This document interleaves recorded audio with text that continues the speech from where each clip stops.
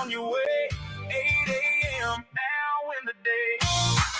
All right, it's 8:04 this morning on Richmond's Morning News, News Radio WRVA. My name is Rich Herrera. Thank you so much for joining us here on the Voice of Virginia. WRVA news time is 8:04. Coming up in about a half hour from now, we'll sit down with Governor Jim Gilmore. We'll ask him about the impending government shutdown at Capitol Square. That's coming up this hour of the program. Breaking news coming across. Folks, I can't make this up. This is not AI generated. Here's the headline. Quote, White House UFC terror plot ringleader is a Mexican illegal immigrant, DHS confirms. Adam Alvarez is a DACA immigrant who allegedly used the name Shepard while organizing plans for the White House attack. That's just coming across the wires. We'll have more on that as the story develops. But right now, we'll remind everybody that we're looking for your text messages. 655, 755, 855, and a 935. We turn the program over to you, and we take your telephone calls. The number, 833-804-1140, 833-804-1140 on the James River Air text line. All right, let's get to Richmond's morning news brief this morning. Get you up to date, everything you need to know. And again, if you don't wake up with us on Richmond's morning news, you're playing catch up the rest of the day. So here's everything that'll get you going to start this Thursday, June 18th, the year of our Lord 2026. Here we go. Number one, the Iran-U.S. memo has been signed. The big celebration and signatory of the MOU with J.D. Vance will take place in a few days. Here's the latest from Fox News. Number one.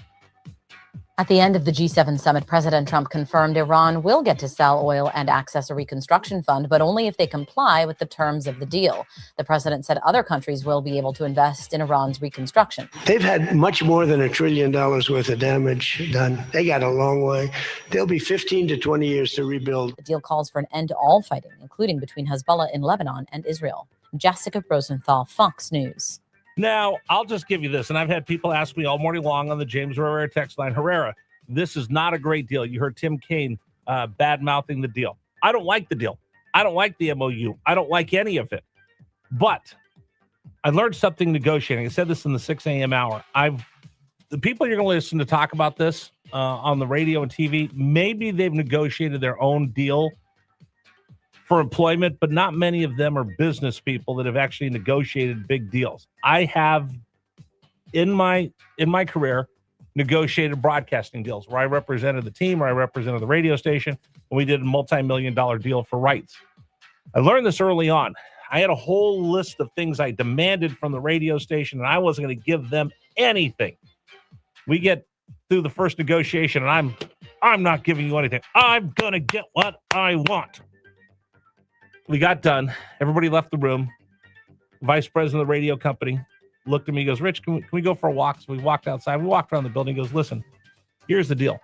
If you just come in and everything you want is what you're going to get, we're never going to get a deal done. If I do the same to you, would you give me everything and get nothing? I said, no. And he goes, here's the deal. In order to have a negotiation and walk away from this, if you walk away feeling bad because you didn't get everything, and I walk away feeling bad because I didn't get everything, then it's a pretty fair deal. So what's your priority? What do you have to have? What do I have to have? And then we can work out the rest. I look at this deal. I don't like it. I don't like it at all. But what's the one thing that is non-negotiable? Iran can't have a nuke. Iran cannot have a nuke. So everybody wants to compare this to the JCPOA. That had a sunset clause. After 15 years, they were able to get and develop a nuke. This one says never, ever, ever can you develop one or can you buy one? To me, that's the one thing you have to have. So if I have that in there, then it's negotiation that I can live with. The rest of it, I'm not happy, but your choice is this. Either you continue the bombing and you bomb them into oblivion and you blow up their infrastructure, their electrical grids, their bridges, and then you send in the Marines and completely conquer them, and then you'll get 100% of what you want in unconditional surrender. If not, again, the same people that are criticizing are the same ones that were voting to stop Donald Trump from fighting through the War Powers Act. Then you have to negotiate with them. So take your pick. Which would you like? You want to go ahead and get 100% of everything you want, then you continue the fighting and you escalate, or you find this off-ramp and you say, this is the one thing I have to have, This is the one thing that you have to have, and then we'll find a compromise in the middle. Choice is everybody else's. But again, I don't like it. Not what I want, but I understand where they're going. If you want an off-ramp to peace, this is where you go. If not, then you put the pedal to the metal and you re-engage and you wipe them out. Choice is yours. We'll talk with Jim Gilmore about that thought coming up here on the program. All right, story number 2. Can't believe it. Pending government shutdown. We can say it now. Coming for Virginia. Number 2. Oh, Virginia, we still have no budget. Everybody's yelling, but nobody will budget. Hampton Roads, Lucas says, tax them again. Data Center Diva says, not my rich friends. Amazon Don's got a plan in his hand, but nobody knows where the dollars will land. Down in Richmond. All right, so down in Richmond, they had a couple hearings, and Louise Lucas says, all right, you won't let me tear up the MOU that said we gave a sales tax break to the data centers. Fine. Then I will find a new tax and a new piggy bank to raid, and now I want a piece of their generators. Meanwhile, the governor and the House said, we've done some really fine math, and we've got our calculators out and our spreadsheets, and we found money we didn't know we had. So again, what do they want to spend money on? K through 12 education. That's the big umbrella that nobody can argue with. But then underneath it, it's giving Obamacare subsidies to people that have their Obamacare subsidies taken away. And the big, beautiful bill that signed up for Obamacare for temporary Obamacare subsidies. During COVID, they ran out. They want to extend them. It's like giving your sister-in-law your Netflix password. If you ever change it, she demands it because she's entitled to it because she gave it to her once. She thinks she owns it for life. The other thing is we want to have a $200 million slush fund that we can use to push back against Donald Trump if he makes other changes in the federal budget. And we need $500 million so we can have wiggle room in the budget. That's what they're battling, and that's why we have this this looming government shutdown, because they're looking for another $1.5 billion. Forget the surplus that Glenn Young. I got to find out what happened to that surplus. Anyway, that's story number 2. Story number 3: the Scots outdrank Boston. Number 3. All right. Story number 3: World Cup. We're seeing lots of great stories. The Europeans are fascinated by ranch dressing. Yeah, that's why America's number 1, baby. We have ranch dressing. We've got rodeo, and we can eat steak 7 days a week. Now, I will give my mad props to Scotland. That's one of the places we're thinking about going next year on a Colette trip. I think we might just seal the deal. If you want to go to Scotland with me, I'll tell you when. The Scots drank all the beer in Boston. Period. Done. End of story. What a beautiful story. Come to America, enjoy it. The fact that they drank Boston dry makes me want to go to Scotland so much. What kind of Scottish beer do they have? I don't know. I've never. I know Scotch. Scotch whiskey. I know my buddy's going for the British Open. He's all excited to go. I'm going to go.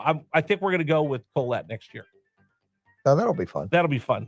I will see if I could drink all of their beer. Well, you could take some cases of Sam Adams beer with you and probably sell it for pay off your trip. I told you when I was in college, I did that with Corona because you couldn't get Corona out on the East Coast or the Midwest. So I would show up with like 6 packs of Corona. You would have thought I was a conquering hero. Well, so you can take an extra suitcase just with Sam Adams, pumpkin lager or something. Yeah, because you ever seen the Saturday Night Live Sam Adams pumpkin spice commercial? Yeah. I'm talking over here. Wicked awesome. Anyway, congratulations to them. All right, Father's Day is coming up. We've been asking, what's the best advice your father ever gave you? Because, again, your father, he was actually right, even though you didn't know it at the time. Number 4. I don't know what kind of swing set you guys had growing up, but my swing set sucked, right? Because my dad put it together for us, and every time we swung on it, one pole would come right out of the grass. Because your dad do such a crap job cementing it in. You'd actually swing on it, then see the swing set above you. You're like, what? Bees and wasps would always come out of that top tube. Do you remember those put together? Oh yeah, we had at least 2 of them in our backyard and over the years, and the thing was always coming out of the ground. Oh, that's funny. We we had them, but we had the ones where the wasps and stuff would come out of it. That's great. But again, in all seriousness, we have tomorrow off, so I'm asking you today, what's the best advice your dad ever gave you? 833-804-1140 on the James River Air text line. And that's this morning's Richmond Morning News. All right, coming up on the program, we'll talk to Governor Jim Gilmore. Pearson. We'll talk to him about everything we're seeing at Capitol Square, the fight between the Democrats. It is an all-out civil war, according to Don Scott. What is going on within the Democratic caucus on the House and the Senate side? And where's the governor in all of this as well? We'll get Jim Gilmore's thoughts on that coming up here on Richmond's Morning News. It's 8:14 on News Radio WRVA. You're listening to Richmond's Morning News with me, Rich Herrera. Let's remind you that today's program is brought